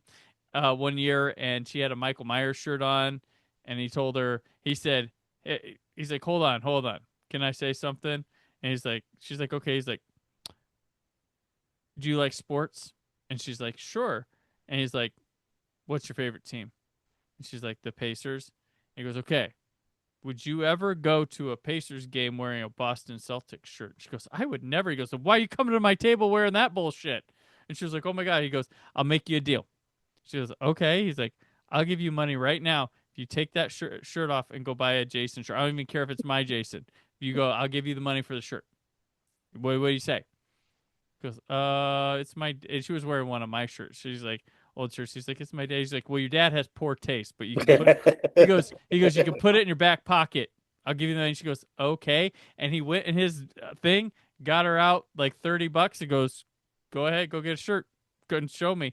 And then she came back. She bought the Jason Lives poster shirt and comes back and he's like, oh, and Michael Ironside was at the table next to him. And he's like, hey, Ironside. He's like, well, he goes, look what I did. I'm building an army here. Got her that shirt. He's like, oh, all right. Oh, all right. And then the next year, terrific Ironside. Yeah. She wore that shirt again. Once like, can I go see CJ? Is he here? And it's like, yep. And then went up and he was like, oh, and he's like, talk, how's you doing? So every time she sees him, like he'll go up, he knows who she is, and they take a picture and they catch up, and that's what he does. So cool dude, CJ Graham. But this one also is the Alice Cooper Jason, because he does the soundtrack song. So Alice Cooper inadvertently touches the major 3 slasher franchises in a way, because he does there's a couple of his songs in this, and he does The Man Behind the Mask. He becomes Freddy's father in Freddy's Dead, The Final Nightmare. Doesn't do Halloween, but he's in Prince of Darkness, John Carpenter. So we'll count that as touching the major cornerstone of the 80s. Very cool stuff. But yeah, this movie, like that soundtrack song, bops. Kills are fine. They're either funny or the aftermath's crazy. There's some good stuff. Court, what a character. Who sings School's Out? It's Alice Cooper. Isn't that in Zombies Halloween? Possibly, yeah. If I remember, I am. So maybe there we go. He did it. There you go, Rob. But yeah. So yeah, the Court. I love the scene where Court is like teaching the kids, and they're like, "Who is this fucking guy?" Like, I don't know why it's so funny. Like, I think it should be a meme when you like feel like this is what kids think of me or what I look like teaching people. I think it's funny. But yeah. I like it's one of my top 5, probably number 2 behind Final Chapter. But yeah, very good stuff here. Like this movie a lot. But did it take number 1 at the box office, Scott? No. Oh. Although not for, I mean, it's when you're up against Cameron, there's no shame in number 2. This was the first Friday the 13th movie not to take number 1 at the box office. That's bitterly ironic. Well, when you're losing to James Cameron, it's not the worst thing, I suppose. Yeah, exactly. Again, it's another situation of like shockingly good part 6 kind of sort of underperforms due to circumstance. Oh well. Yeah. Aliens was number 1 again, dropping just 18% in its 3rd weekend for a $7 million weekend and a $37.3 million domestic total after 17 days. Friday the 13th, Part 6, Jason Lives, $6.7 million in 1,610 theaters. It would eventually leg out to approximately $19.4 million in North America on what I assume is $1 million budget. I mean, these weren't particularly expensive movies, I assume. It's funny to look at $3 million, Jesus. It's crazy to look at the budget to box office of the Friday the 13th and see the ones that are like, and the Halloweens and Elm Street's being like, oh, one failed. I'm like, dude, it made how much back on what? Yeah. Like, why are you guys should be pulling these out when they make $6 million total. Like that's. Yeah. I mean, the same thing with like, License to Kill. It's a flop. And culturally, yeah, it was an issue, but it's still like triple its budget and then some. But Friday the 13th peaks at part 3. Like that's the biggest one. 4 does some really good follow-up business. 5 drops more, this drop, and they keep dropping after this. Are we going to keep finding ways to compare this to Saw? Let's keep going. There we go. Yeah. Howard the Duck, speaking of 3, 3rd place, Howard the Duck, $5 million in 1,554 theaters. It would earn a whopping $16 million in North America. And, oh, darn it, I closed the thing again. Hold on.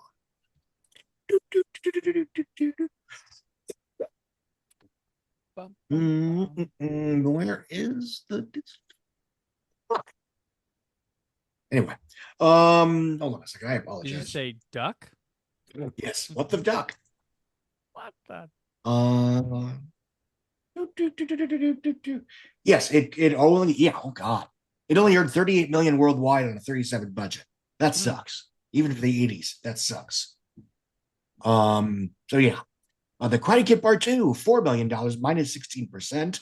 A terrific hold in weekend 7 for a $76.8 million domestic total at that point in time. It would top out at around 109 domestic. Heartburn in weekend 2 dropped 39%, $3.5 million for a $12 million 10-day total. Number 6, Ruthless People, $3.5 million, minus 24% in its 6th weekend of release, still on about 1,000 screens. Top Gun, number 7, in its 12th weekend, still in 1,300 theaters, $3.5 million, minus 9% for $108 million after 12 weekends in theaters. Number 8, Newbie, Nothing in Common, $3.3 million in 608 theaters. AKA this week's Heartburn. Yeah. Pretty much. It would eventually earn $32 million. Holy fuck. It legged out to $32 million. I did, Jesus. Hold on a second. Get a Labor Day bump? I guess so. It's been re-released in 3D. Again, this is a film that was considered a disappointment at the time, but it made $32 million on a 12 budget. So, I mean, today that would be aspirational. The legs on that, though, like, where is that coming from? Yeah, it just sticks. It adds, I mean, it does 3.3. It drops by 15% in weekend 2, and then it jumps 16% in weekend 3 while adding 200 screens. Adds another 100 screens where it peaks at around 980. Drops 20% in weekend 4. And I mean, obviously this list doesn't go on forever, but it never drops worse than 25%, or not for a while. So yeah, it's not to be a schmuck, but grandma and grandpa showed up eventually. It holds screens. That's what's impressive. Like, yeah. Meanwhile, Flight of the Navigator, 3.1 million in 952 theaters. It would eventually earn just 18.5 million, but on a 9 million budget, so everybody's fine. And again, that's the kind of movie that just, prints money on, VHS and HBO, as far as how those things work. Right. Speaking of printing money, Back to School, 8th weekend, 2.5 million, minus 30%, still playing in 1,200 theaters. It had 69.4 million at the end of its 8th weekend. It's finally sinking. What was that? It's finally dropping down the top 10.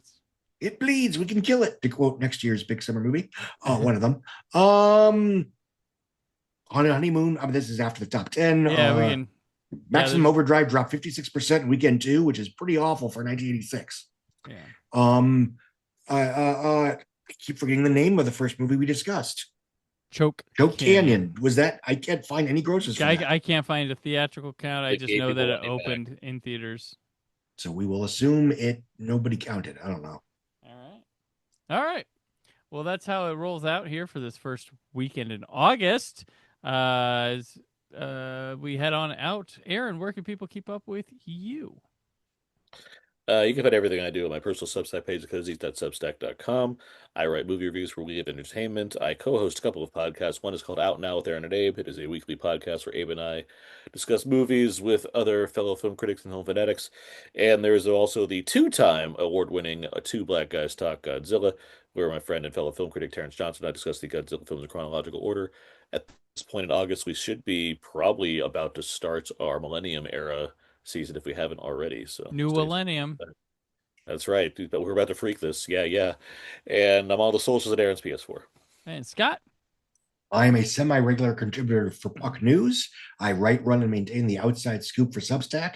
And I run the weekly podcast, the Box Office Podcast, which is me and a handful of other younger, cooler, and more culturally relevant box office pundits and film scholars as we discuss what happened last weekend at a theater near you. I'm also on all the socials and some variation of Scott Mendelson. Okay, I'm on the socials at Brandon 4K UHD. Reminder, subscribe to the YouTube channel where you can watch this wonderful episode as well as my 4K Blu-ray and DVD reviews and other fun things. Coming up, I'll be at Long Island Who at August 14th through 16th working on a documentary and other cool things there. Very excited. I'll also be more Doctor Who stuff. I'll be at Doctoberfest in October at Who North America store, Canby, Indiana, and then in November at Chicago TARDIS, doing more documentary stuff. Fun. They have Jodie Whittaker there. I'm very excited. Hoping to sit down, get her in the documentary. We'll see. Next week, this one crazy summer has been a fine mess, but if she's got to have it, then we give her Transformers, the movie. All that and more as the summer of 86 at 40 continues. Summer, summer, summer of 86 at 40.